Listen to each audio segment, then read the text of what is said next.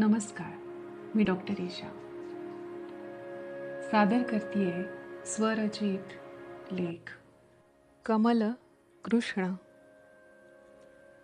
माणसाचं मन कसं असतं ना, सगळ्यात गुंतून राहतं. आणि आयुष्य कसं असतं, एक मिळालं की एक सुटतं. मिळालेलं चांगलं असलं तरी सुटलेल्याची पण खंत वाटत राहते. म्हणूनच भगवंतावर सोडून द्यावं. काही मागू नये, काही तक्रार करू नये. जे मिळालं ते चांगल्यासाठीच, आणि जे नाही मिळालं तेही चांगल्यासाठीच.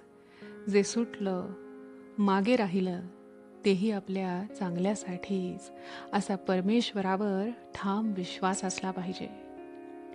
कृष्ण कसा, जेवढा आसक्त तेवढाच विरक्त.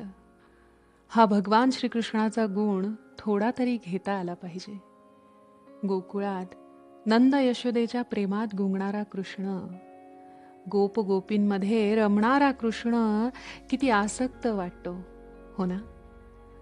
आणि वयाच्या अवघ्या 14व्या वर्षी कंसाला वधून सिंहासनावर बसू शकत असताना सुद्धा उग्रसेनाला एका झटक्यात राज्य देणारा कृष्ण, रणांगणावर अर्जुनासमोर स्थितप्रज्ञाचे वर्णन करणारा कृष्ण, आणि स्वतःच्या डोळ्यांनी स्वकुलाचा नाश स्थिरपणे स्थितप्रज्ञपणे बघणारा कृष्ण तितकाच विरक्त. जितका आसक्त तितकाच विरक्त. पंकातील कमलाप्रमाणे. कमल कृष्ण.